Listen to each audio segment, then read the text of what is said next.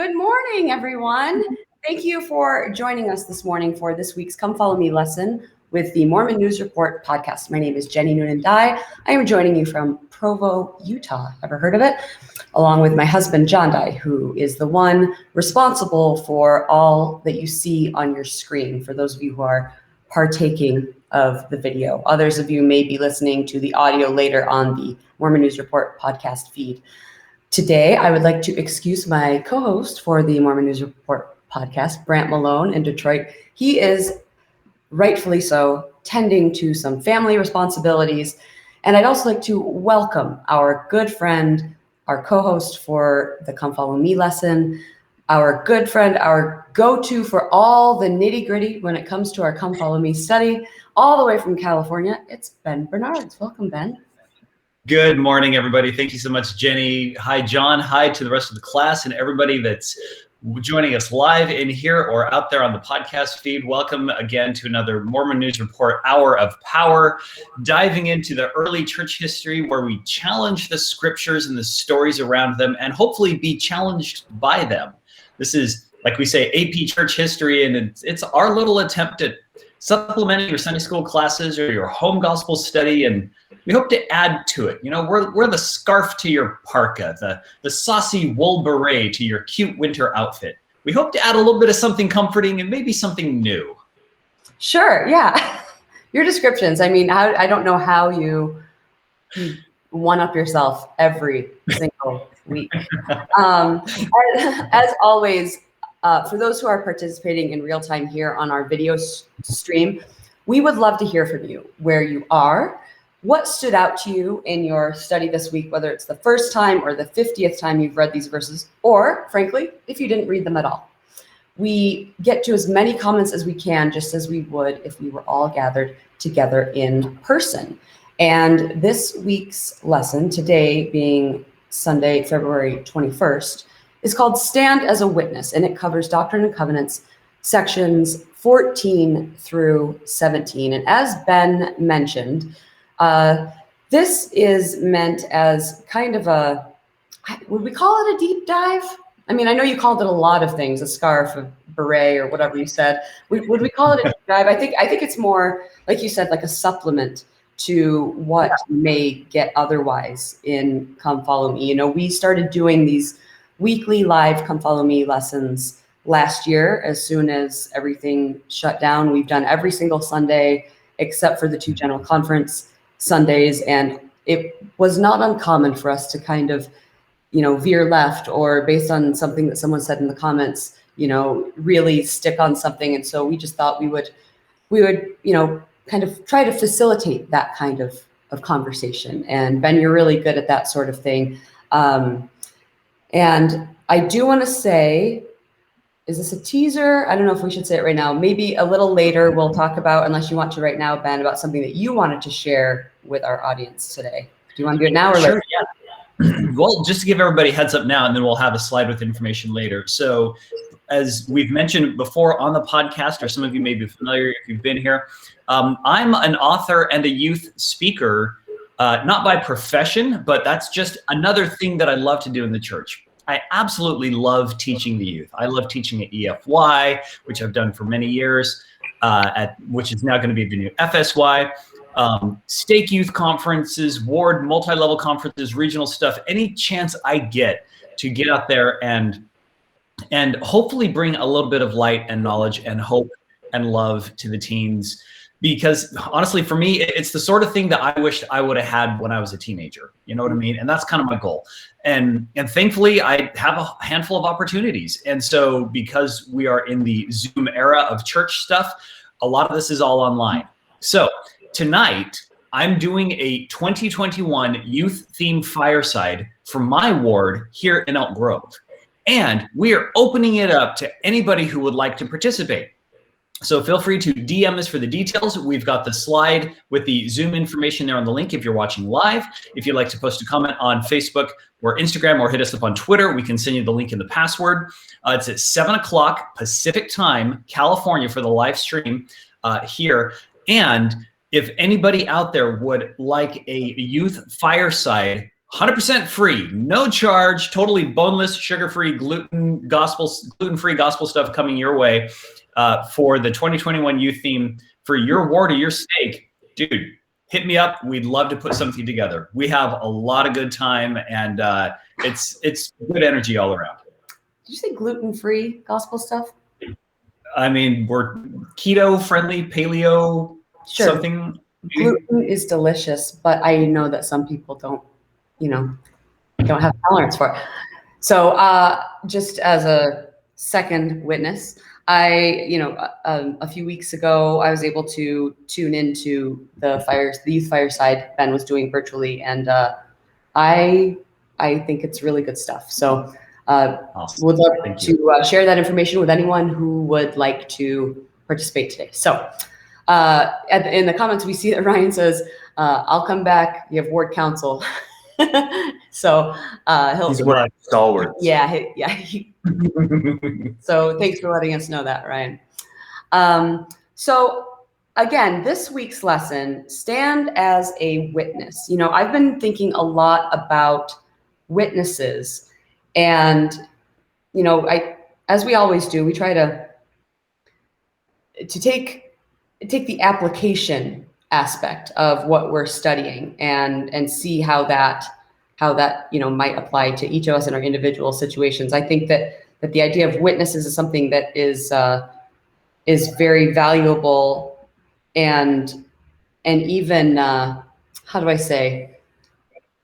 Do I dare do in a world where we are often, well, we're faced with a lot of conspiracy theories, I'll just say.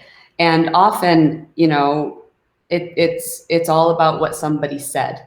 And when we think about the witnesses here, especially the idea that, I guess what happened to them years later in their affiliation with the church, and they didn't deny their witness. I think that says an awful lot. So I don't know if that's where you were planning on going, Ben, but I do want to, kind of let you lead the way here as we discuss these three sections, which are not very lengthy.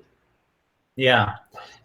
So we're in Doctrine and Covenants section 14 through 17. Most of the content here in the original lesson manual discusses the Whitmer family and how the episode of the witnesses came about.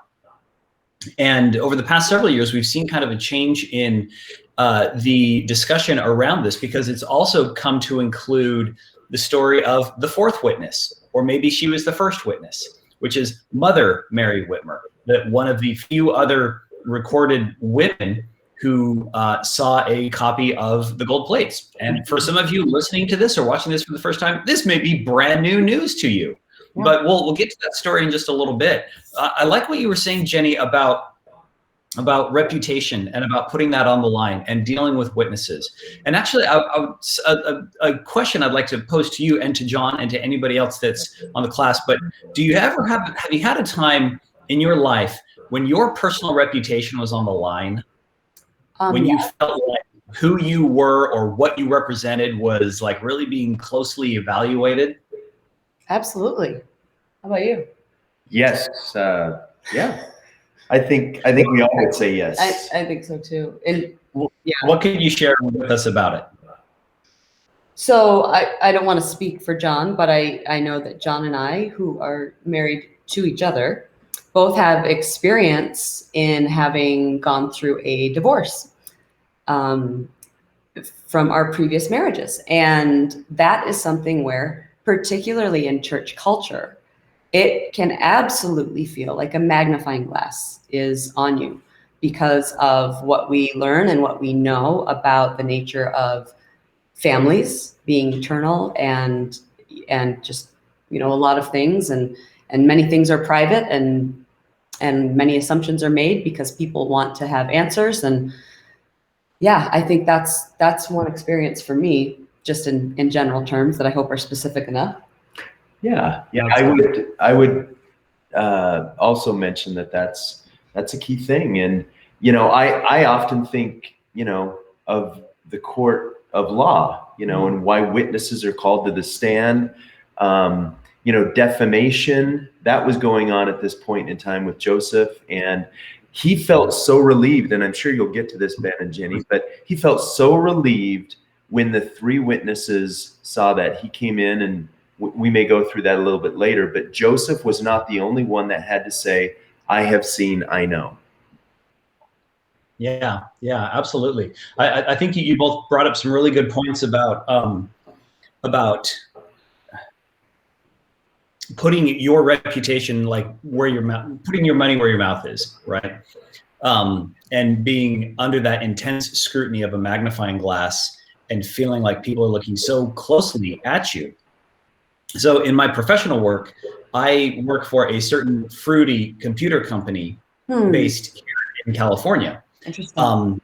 And one of the things that I wouldn't say they drill it into us, but one thing that we are constantly reminded of is the absolute immeasurable value of our brand as encapsulated by simply that logo. And if you've seen that fruity computer logo, you know that just the picture itself, just that simple icon represents a lot. Not just in terms of like actual dollar values, but the thing that we talk about internally as a company is how much hard work and teamwork and innovation over decades goes into everything that bears that logo. And that is something that we have to work really, really hard to safeguard, because we know that if and when we release products that don't live up to that, our own high personal standards, it is really hard to claw back from that. Like once you've released a dud and that gets locked in people's minds, that's what you're forever going to be associated with. And getting all the way back up to whatever level of esteem you had before can take insurmountably longer. So when we hear stories of people that we're dealing with as witnesses back in, several hundred years ago, the world that they lived in was very, very different, especially in terms of witness and reputation. So a couple of historical tidbits we like to throw out there to just kind of set the scene. So the majority of the people here, we're out in Western New York, right? We're out there by the lakes, by the Erie Canal. The vast majority of people that live out there are subsistence farmers. It was literally a day-to-day grind to try to eke out enough food in order to survive. And if you didn't work on your farm, if you didn't plant your crops, if you didn't take care of your animals, then you would not survive. And this is not the sort of a thing that a person could do with just a wife and a couple of kids. There was so much work to do with chopping wood, with grinding that delicious wheat into gluten and actually making bread, taking care of all of your animals, mending your clothing, churning the butter, so many of those different things that we completely take for granted for nowadays because they're so foreign to us.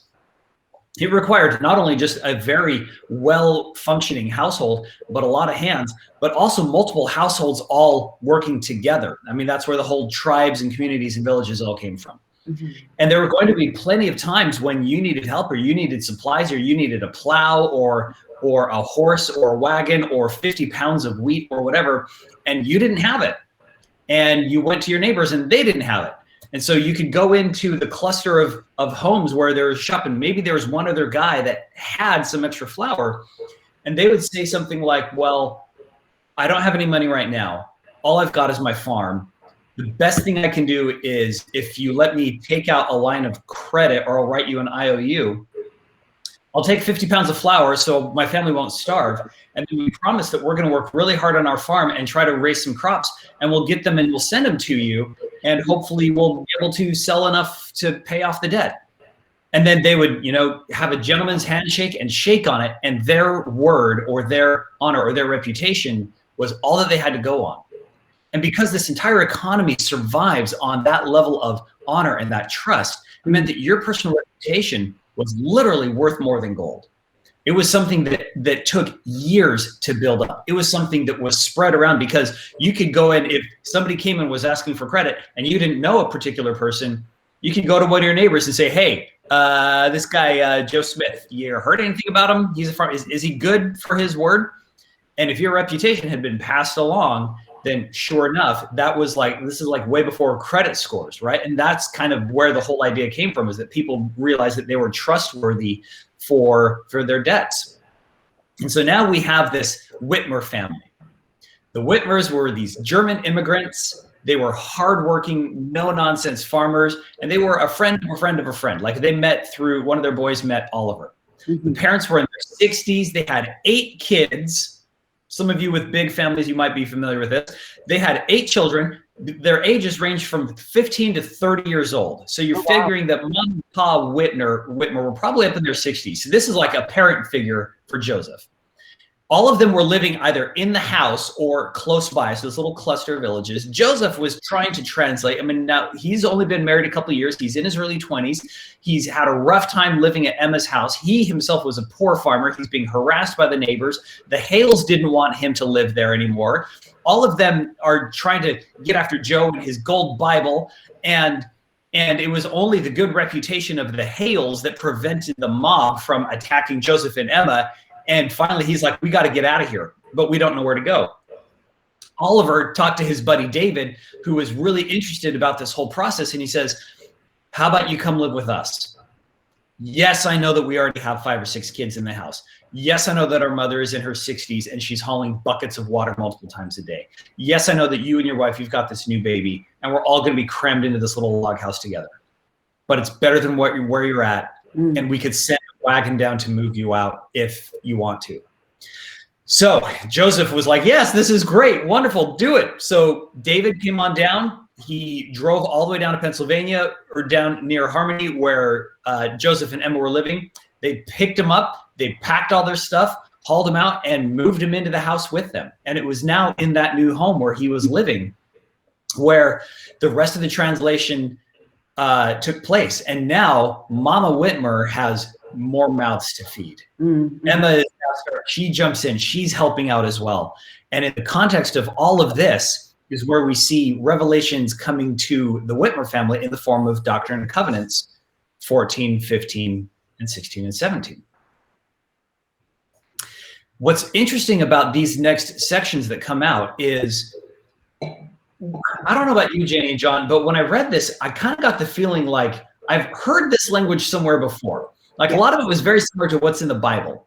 Did that strike you? Why do you think that happened? Any ideas? My opinion would be because that's if that's the language that they're familiar with, that's what they were reading at the time. But yeah, there was a lot of that. There was a lot of that's why I think that the difference in, not that Saints is scripture, but as a sanctioned church publication, it helps to kind of read some of the same things and about what we're reading in the Doctrine and Covenants in a more modern language. But yeah, I would also add, one of the first things you learn as you try to write effectively is to write to your audience. If the Whitmers are the audience and they come from a strong background of reading the Bible, be whatever denomination they may have been, you want to speak to them in a language that they understand and can absorb. That's absolutely great. I totally agree with you. I think that really makes sense. I remember when I was a kid, I would read these sections and I'd be like, what the heck, man? It's like 14, 15, 16. They're like copied and pasted right from each other, And I can't help but wonder if Joseph Smith is also himself, he's kind of a rookie in this whole getting revelation and sharing it with people, And if you look at the later sections in Doctrine and Covenants, you look at the talks that he gave, the revelations that came out later, there is certainly a maturity and a wisdom and a greater level of profundity, if that's a word, profoundness, where he seems to be much more evolved and grown as a prophet and a seer and a revelator. Whereas this new stuff, honestly, when I read it, I was like, man, it's almost like he's still got the training wheels on. Like he's still trying to figure out how this flow of revelation comes into his head and out through his mouth and into his pen. And I can't help but wonder if a lot of these early revelations to the fellow people who would later become saints were part of the growing process that Joseph himself was going through, where he's trying to figure out, how can I be a good teacher? How can I be, how does the Spirit talk to me? And how can I take this immeasurable, infinite, divine light that God gives to us and is then filtered through my human prismatic form and then comes out onto the paper. And what we get is D&C 1415. And there's a couple things that I'd like to focus in here. Some language that stood out to me. we're going to do a little bit of a word nerd dissection of some things because I think my understanding has evolved a little bit.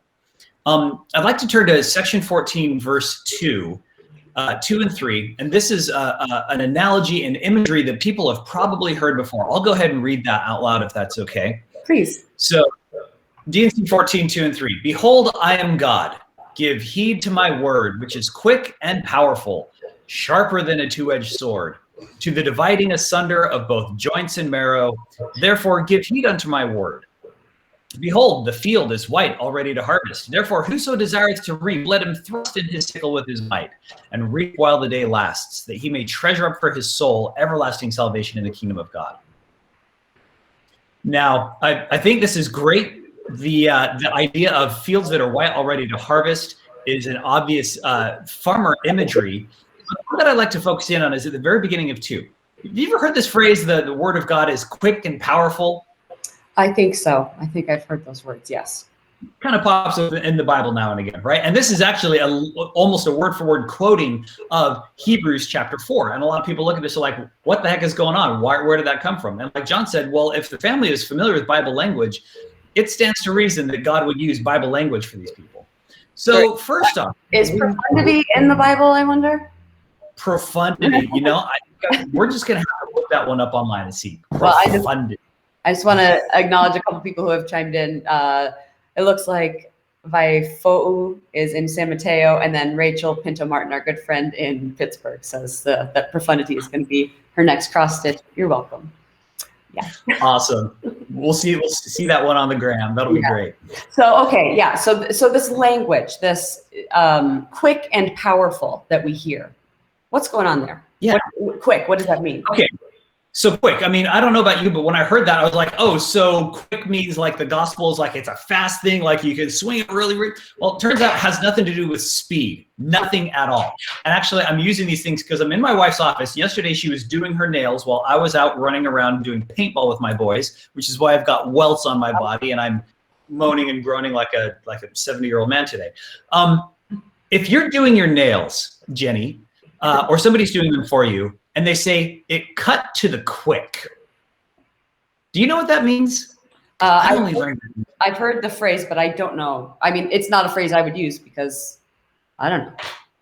Gotcha. Okay. Well, I learned this just from my dear sweet wife. So apparently, when you're doing your nails, you've got the part on the outside that can be filed and shaped and cut, right? And then you've got the part underneath the nail bed that's further in that's still alive. Yes. Right? The stuff that's connected to nerves, it's connected to blood vessels, it's connected to tissue. And it hurts. And it hurts if you cut too deep. Mm-hmm. That's the quick. Okay. And part of this comes back from a weird translation in the old days where quick literally meant alive. Oh, okay. So when we say that something, if it cut to the quick, that's another way of saying it cut deep. And it hurt, right? You ever like trim your nails way too deep? You're like, whoo, yeah, that one was a little bit too far. Yes. Okay. So coming back to the gospel now, let's take a look at this word. So when it says quick, we're not talking about speed. We're talking about life. This is from an old Hebrew. Well, the old Hebrew word is chai, as in lahaim, like to life, right? So when they say quick in the gospel sense, we're talking about alive or living, or most importantly, connected to a greater life source. So when we say the word of God is quick, we see how that changes the meaning a little bit now. Now we're talking about something totally different, right? Yeah. Okay, now let's talk about the next one, powerful. Say it is quick and powerful. And does this mean that, awesome, I've got this totally sweet sword that can get out there? Oh, yeah, actually, thank you for this thing. Let me go back. Another place where we see this idea of quick and life coming up, you've heard of times like Jesus says, I am the living waters, or I am the bread of life, or come to the tree of life, right? Have you ever been out hiking before, or have you ever been on a camping trip or whatever, and you see a pool or a pond or a lake that is just completely stagnant? Yes. Or maybe Utah Lake? Is that what we're talking about? Maybe Utah Lake. Algae bloom? you know, you get out there on a nice bike ride and you got the lake stink coming in off in the hot summer days, and you're like, Utah Valley, isn't it great? Yeah. So what is it about lakes like this? Some of you, if you're seeing the picture online, what is it that, why do they die off? Any ideas? Do you know? I'm thinking because there isn't a source, you know, there's no place for it to go, or more importantly, there's nothing new coming in. Bingo, right? Inlets and outlets, right? It's got to have an inlet traditionally, but if it doesn't flow through, then that's an issue. Can I turn a minute to what Claudia just shared? Because in the scriptures in Spanish, that the word is written literally viva, which means alive or life. Ooh, so that, good. Yes, that means, you know, that's much clearer. Thanks, English, you know, to have that understanding. So absolutely.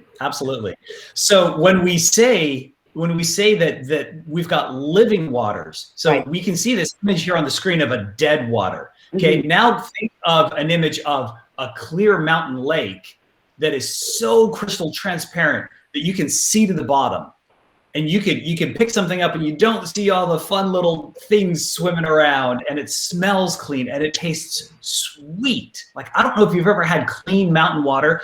That sweet is really the best term that I can come up with. When I was growing up in a little farming town in the middle of Utah, we had a drinking fountain in the middle of the town square in the park, right smack down in the middle. It was connected to a stream that came down from the tops of Lone Peak Mountain, like way up above. And that was our absolute favorite place to get drinks when we weren't drinking from the creek or the ditches or whatever, which we would do all the time. But so the difference between this living water versus a dead stagnant water, like you mentioned, it's all about things circulating. It's all about the change. It's all about having a source of life that comes in, but bringing it in is not enough. It also has to go out and make other things alive. And when that happens, and when it does not stagnate and sit there in its traditional form for centuries, then it can actually be alive. So when Christ says, I am the living water, I mean, this goes back to a way that they would teach people back in the, centuries ago and thousands of years ago. They didn't have microscopes. They couldn't explain to their kids what Giardia was, or cholera, or all the bacteria stuff, the modern scientific reasons of seeing why a stagnant lake would kill you. All they would say is, you drink from that dirty brown pond, you're gonna die. That's dead water. You drink from the clear lake over there, you're gonna live. That's living water. So now, and we can find sources where Christ is using this imagery of life and bread and water, and he's saying, this is what you need. You need to be connected to that higher source. You need to have stuff coming in and stuff changing up, churning up the sediment and helping the life circulate. And most importantly, it has to go out, and you have to put that energy and that goodness out into the world around you. So this is hopefully helps expand and explain a little bit about this idea of the word of God is viva, like Claudia said. And you know what I like about that too, Ben, is that just to go a few steps beyond, is we often talk about how not only has the gospel been restored, but it's being restored.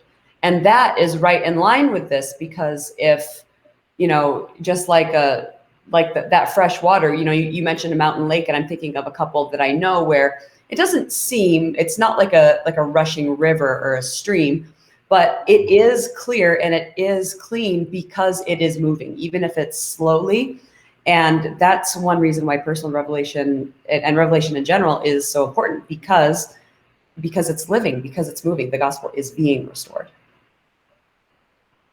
That So let's take a look at this next word that we have here, when it says the word of God is powerful. I mean, that one on its surface, it seems self-evident, right? Of course, the word of God is powerful. It's strong enough to convince you. And I was curious about this last night. And so, we saw the Hebrew word for life is chai. And so I was curious about this as well. So did a little bit of Google research, went looking for Hebrew Bible, looking up what other synonyms, what other translations are out there, because like you said, thanks English, we're like totally hobbled by it. Turns out there's a little bit more to it than just being strong enough to, you know, chop a steak in half when we say this big sword. There's this beautiful word in Hebrew. It's chazak. Chazak. Chazak means strong and courageous. So if you have the chazak, or you are being chazak, then you are a strong, courageous person. But it has some interesting synonyms. It also means to be bound to something, to be attached to something, to be held up by something, but simultaneously to support something else or to preserve something else.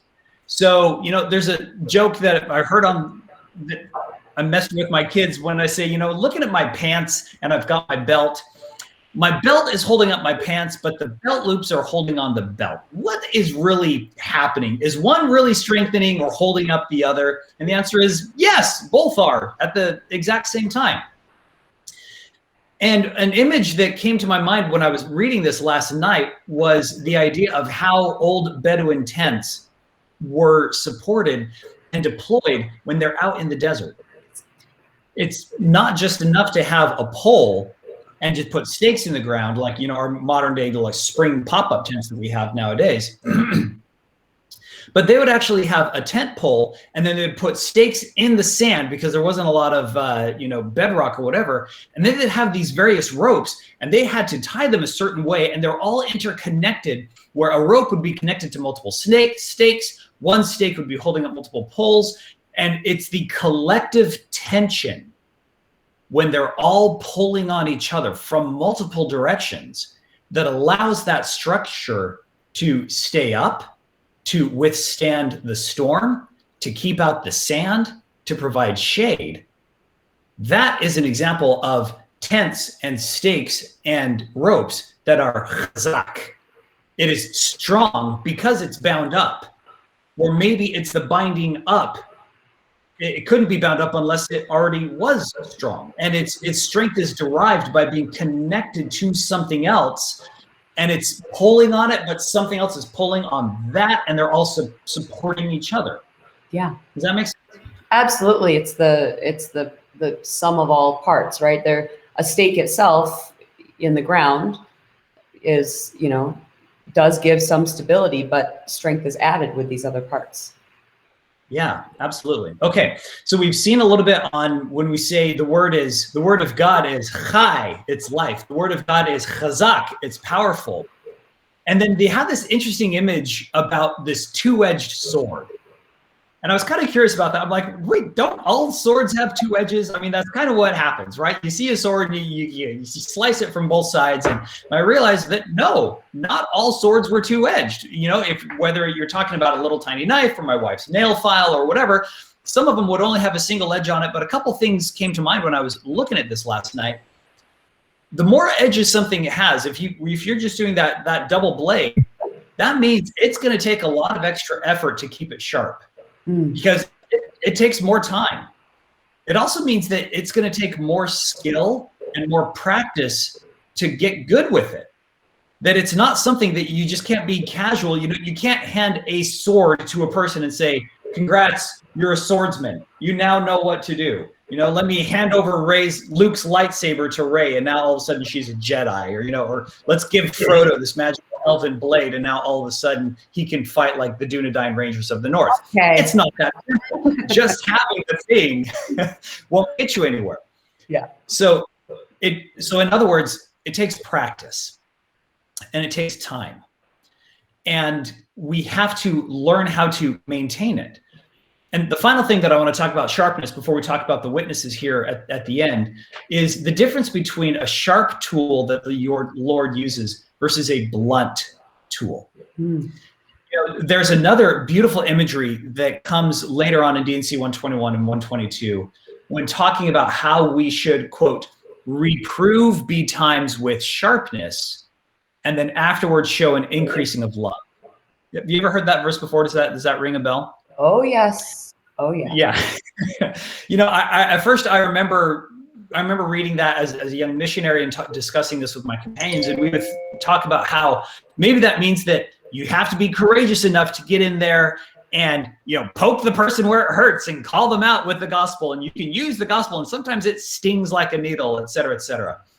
But then somebody else looked at that and he says, you realize that a sharp object actually does less damage than a dull one. Mm-hmm. And a surgeon, if they're going in, and if a surgeon has to remove a tumor or take out a bullet or take stitches out or whatever the case may be, they have to make sure that those blades are sharp so you only cut the least amount of things necessary.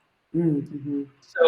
So I see this as an act of loving care from a heavenly surgeon who is wanting to help us and who knows that as we go about life, as we go through and we're growing in our own version of our tree, whatever we bloom up to be, there are times, to borrow the imagery of Jacob 5 and the allegory of the olive tree, there's times when we have to be pruned because we're growing along.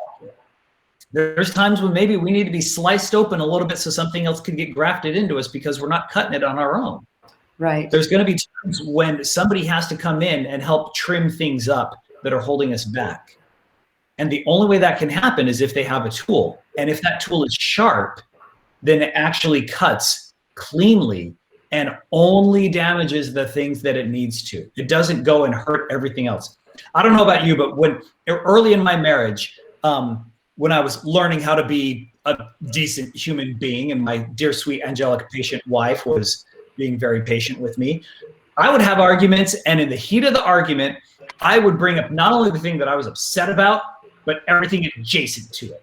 And this other thing that's been brewing in my mind that also bugged me. And there's this thing that her mom said. And this one time that her dad looked at me weird. And the brother-in-law, and you ever have a fight like that where things just like get bigger and bigger and bigger and bigger, and then you kind of step back and you're like, okay, wait a minute. What were we arguing about? Like, what's the whole point here? No. You ever have that happen before? No, not ever all the time. Yeah. It's like that's going into the surgery with a blunt object where you aim for the one thing and it hits everything else, right? Right. And it's causing new wounds, and the word that comes to mind when you're talking about this, Ben, especially I guess with the when talking about, surgery is precision. That we do exactly have that image that sharp will hurt, but even isn't there this just came to my mind in the Robin Hood from like the early to mid 90s or something, and Alan Rickman. You're going. Yeah, and he says something about cutting your heart out with a spoon. Cut your heart out with a spoon. He says it'll hurt more, because it's not sharp, and it's true. The dull hurts more. It does more damage. So, very good. That's a great point, and that's a seeming paradox that our loving parents are trying to help us understand with the gospel, is that a tool in the hands of the right person, while sharp, can actually wind up healing more than it harms. Yeah. But it takes time and precision to learn how to use that tool. So let's go back then and take a look at these verses again. So with this deeper understanding, go back and let's just reread section 14, verse 2. Behold, I am God. Give heed to my word, which is quick and powerful, sharper than a two-edged sword, to the dividing asunder of both joints and marrow. Therefore, give heed unto my word. So it's like, that's the imagery that's coming out. And this is what the Whitmers here at the very beginning, they're like, okay, maybe I think I'm starting to get it. And then they get these wonderful instructions to basically say, keep doing what you're doing and keep supporting Joseph. You guys are on the right track. You just keep my commandments, and to the end, you're going to have eternal life. This is going to be totally awesome. And then in the middle of this, there was also this promise that came out to Joseph Smith about having other people stand as a witness. And we've heard about, how much a reputation was important to them. on a financial level, on a societal level, and now it's going to be stepping in as a spiritual level as well. So this entire time, you've got this relative unknown guy, this young Joe Smith that nobody knew. I mean, the kid, he did not have the blue check mark by his name. He was not verified. He was not an influencer in any sense of the word. And he's coming out with this thing. It's like, I mean, he's like the dude that stands there on the corner with his mixtape trying to give out samples to everybody that walks by. And he's like, nobody's paying attention because he isn't anybody. And he realizes that he won't be able to do this alone. So then they go and they find other people that were willing. They already had a tiny bit of a reputation themselves, and they were willing to put it on the line. How do you, if you were to put yourself in their shoes, how do you think the Whitmers and Martin Harris and Oliver Cowdery, how would you think they felt about this? Do we want to call it an opportunity? Do we want to call it a burden? Do we want to call it a blessing? Is it maybe mixtures of all of those? To be a witness of this Book of Mormon, to put their name in writing and have it printed on the inside cover? I would think it's because they knew that there would be 3 and they knew there would be 8, right? So there's strength in numbers for sure. And so I think they're probably aligning, like, who am I putting my name by? What, because like you talked about, Ben, someone's word, their reputation meant their very family's survival. And so it was nothing to be taken lightly. But I mean, just like who do you want writing the forward of your book? Whose name do you want attached to your creation or your presentation, right? What do you think, John? Yeah, I know the 3 witnesses, all of them were reticent to have their names given for multiple different reasons, but and we realized that all of them eventually left the church, but none of them did retract their witness of the book and what they saw. Yeah. Mm-hmm. Yeah, Patricia shares, I think their help toward Joseph Smith came from a witness from the Spirit. Sure, I think there are lots of, this is a great example of when something that, like you mentioned, John, like if they're hesitant to want to do it, that was maybe the only thing that could give them that final push to do so. Yeah. I think they bring up a really great point that, when we see the challenges that they were dealing with as witnesses, because Oliver was still a school teacher. And he was an itinerant school teacher. He didn't have the capital funding to open a building and say, everybody come and pay for your kids to go here. The way that the teaching worked back then was basically him saying, I'm going to wander the neighborhoods. I'm going to, throw my hobo stick on my shoulder and go find a town to stay in. And I have just enough knowledge to teach these kids their ABCs, basic history, a little bit of math, and in exchange, hopefully one of the families in the village would take me in. Mm-hmm. Which literally meant if the village was not willing to work with him, then he was a homeless bum and he had nothing to survive with. So his reputation, his life, everything was quite literally on the line. Now, we've talked a little bit about Martin Harris. We've talked a little bit about David Whitmer. In the final few minutes here, I would love to share a little bit of the story of the 4th witness, or perhaps the 1st witness.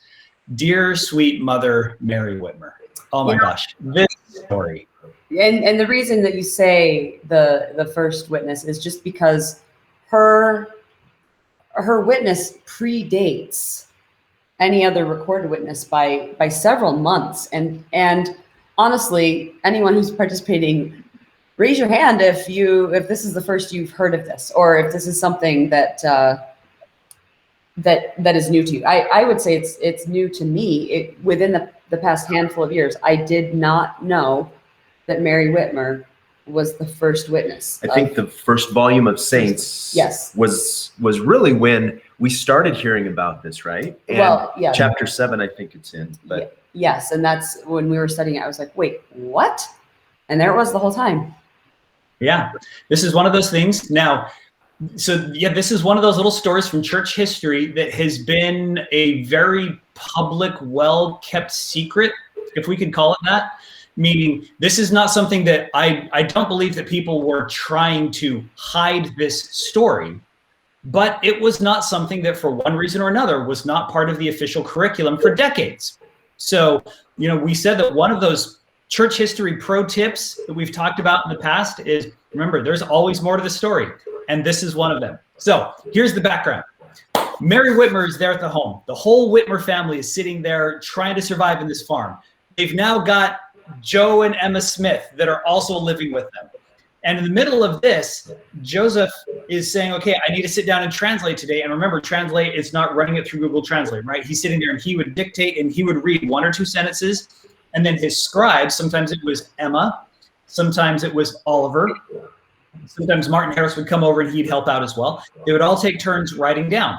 Now, each of those people describes how that translation process worked. Sometimes Emma says that when they were back at her house, the plates would sit on a table like in full view with everybody, like they weren't covered up. There was no curtain between them or anything like that.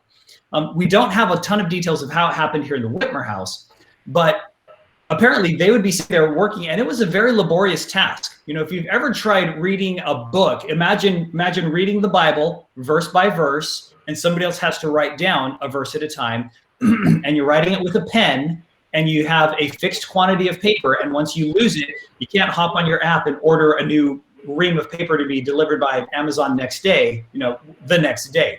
If you run out of paper, it's a big, expensive deal to go get some more. So they have to be so careful to make sure that they get every word, every spelling, every phrase. And when they get to something like Zeezrom or Mahanrai Moriankum, they're a little bit stressed to make sure that they get it right. And this also means that while they're sitting there, that they are unable to help cook, chop firewood, pull water, milk the cows, go work in the fields, everything else that they would do, which means who does that fall on? The kids, the other men that were there, but most importantly and usually, it was the women.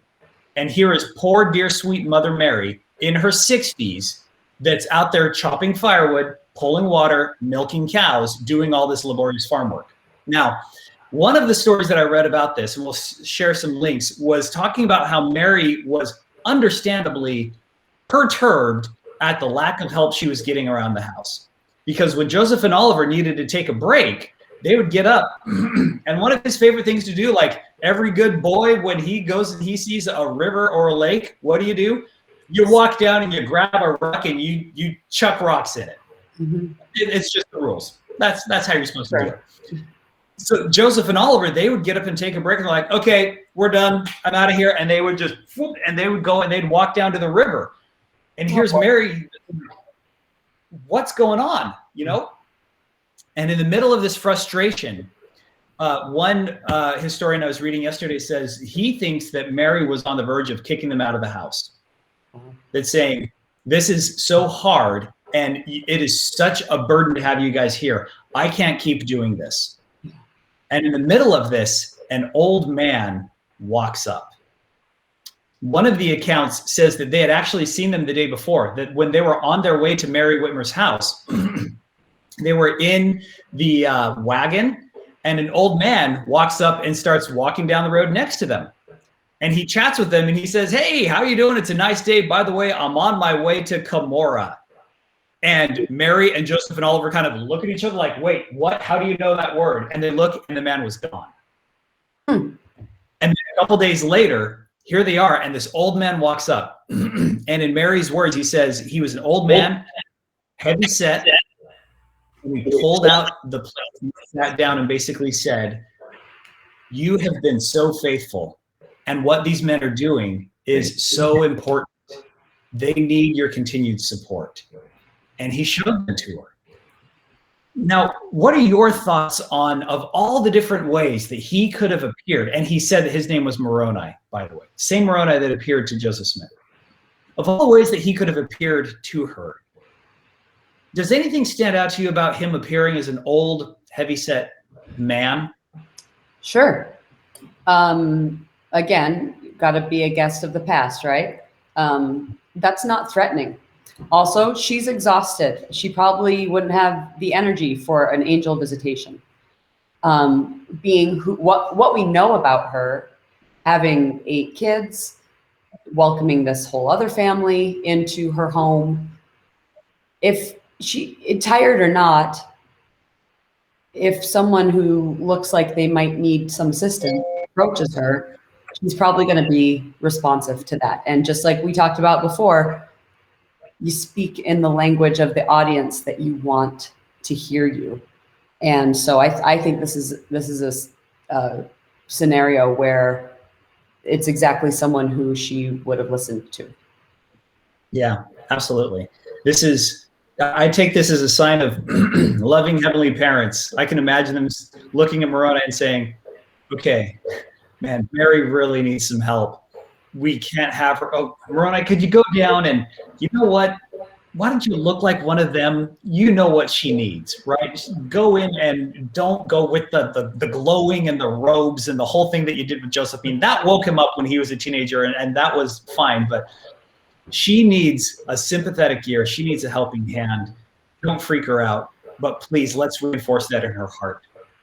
Yeah, I was going to say, Ben and Jenny, we learn in some place that true forms are sometimes taken on by heavenly messengers, and other times true forms are not taken on because of the audience. And this is one of those times, I believe, where Jenny definitely spoke correctly, where it was, this, even though she was initially scared when the report by her grandson, John H. Whitmer, I believe his name was, he mentions that she was initially a little taken aback. Because imagine they're out in the boondocks. I went actually to the cabin. Obviously, it wasn't the cabin because it's been reconstructed, but it's still very agrarian out there. So can you imagine, now take back 130, 40, 60 years from when I attended and saw the cabin, the number of people that would be passing through would be scarce, would be minimal. So seeing another living human being out there, I think would have been a little bit scary. But again, they blunted his appearance by the type of person he was. Yeah. I want to mention here what Claudia says. She says, yes, the first time I heard the story of the 4th witness, Mrs. Mary Whitmer, I'm not sure that she was the first woman who saw those holy records, but that's what I read. But definitely what a blessing for her. Yes, exactly. And I don't want to, I want to share too, Rachel has a great question. I don't want to, thank you for what you said. I don't want to diminish what you said. Sure. Rachel asks, how would he have had the plates to show her if Joseph was in the middle of translating them elsewhere? That's a great point. That's a really good question, Rachel. My first answer is we don't know all the details. We have no idea. We weren't there. Nobody was. The next thing that comes to my mind is the most plausible solution is, as an angelic angel or a messenger, he has shown that he can have some sort of magical powers where he appears and he disappears and he can take stuff. If he can appear as a glowing white robe guide and then also appear later on, I don't think it's too much of a stretch to say that he can pull the records out from somewhere and ta-da, here they are, and not to make too light of it, not to make it sound like he's a conjurer of cheap tricks or something like that. But godly powers can sometimes do some pretty incredible things. Or for all we know, maybe it was something as simple as Joseph handed the plates to Moroni and Moroni walked out and showed them to her. Yeah, that stands out in my mind, Ben, because who's to say if he was visited, Joseph was visited by multiple angelic individuals and he had multiple visitations. So who's to say Moroni didn't come to him and say, you guys are going to get kicked out of this place. I need you to finish. Give me the plates. I'll go appear to her. You guys go throw some rocks in the stream or in the lake. Do what you want that ticks her off. I'll show her this and we'll be good at least until you finish this. Well, I totally see Moroni coming over. He's like, okay, hold up. She's gonna talk for a little bit. Hand him over, Joseph. I've got this. Okay, we're gonna be fine. Yeah, could be. And I like what Tanya shares. Mary needed a witness for the work to go on. She would listen to an old man. This is a great blessing for her. Yep. And Rachel just said same thing. Maybe he showed them while Joseph was down at the creek taking a break. So, exactly. I mean, that's that's what I would suspect. But yeah, overall, I don't know, and that's fine. Yeah.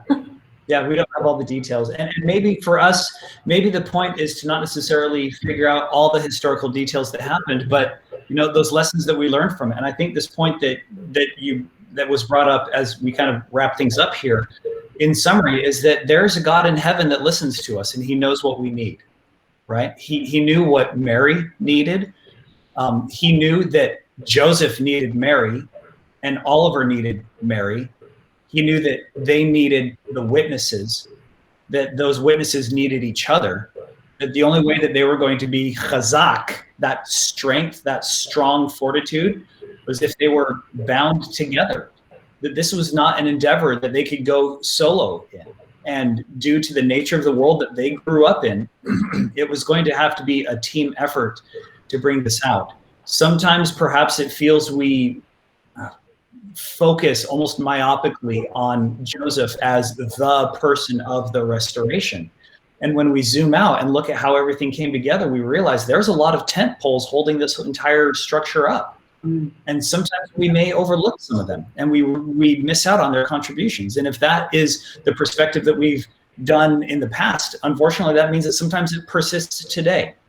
And perhaps one of the benefits we have of these things is to look around and see where those stakes are, those poles are, those other witnesses of all those various places, and say, yeah, we need them all together. That's the only way that we're going to be strong and we're going to get through this. I love that some of the unseen tethers, and what it made me think of, honestly, is, have you ever been like camping and you run into or trip over one of the tethers because you don't see it, but it's there and it's giving the strength that we don't even consider because we don't see it. So I know that we are grateful for the the lasting nature of witnesses, specifically these ones that even retain their strength after those who gave the witnesses stepped away. That says a lot for what they are. So Ben, as always, thank you so much for everything that you have put into this lesson and the preparation, the explanations, and just how you've been able to enhance our understanding of many different aspects of this week's study. Before we go again, I want to just remind everyone what we talked about at the beginning, which is that tonight Ben will be giving a virtual fireside covering the 2021 youth theme. It will be at 7:00 p.m. Pacific, so that's 8 Mountain, that's 10 p.m. Eastern. But is this something, Ben, that will be recorded and available later, or live only? It's live only for now. So this is a youth fireside we're doing just for my ward here in California. We are opening it up to the public. And as we've mentioned earlier, if anybody listening or in class today would like a stake youth fireside for your ward, maybe you need something for your young men and young women, dude, hit me up, find me on Facebook or Instagram or Twitter or whatever, and I would love to come talk to your folks. Let's put something together. Yeah, and we endorse him. He does a great job. Very talented with speaking to the youth. Hey, one other thing that I wanted to bring up today, in addition to Ben, which Ben is definitely newsworthy enough, but David LeSueur puts together these fun little coloring pages for primary age folk, ldscoloringpages.com. You can go download those for free if you need something to do with your little ones. So just wanted to mention that. And David and his wife Holly are the ones behind the company Stately Type, who make some really cool shirts and apparel and stuff. So thank you for that. Awesome. That resource. So next week we will be at it again here. We'll be here next week on Sunday, February 28th, around 9 a.m. Mountain Time-ish. We usually start between 9 and 9:20. Frankly, there's a little flexibility there. And next week's lesson is called The Worth of Souls is Great, and that covers Doctrine and Covenants sections 18 and 19. I want to thank everyone for your support, for listening and participating in this Come Follow Me lesson, and also for the Mormon News Report podcast. Thanks to those who felt comfortable in sharing their thoughts, where they're watching from. We really appreciate it. Again, thank you, Ben. Again, thank you, John. And we will talk with you all again very soon. Have a great week.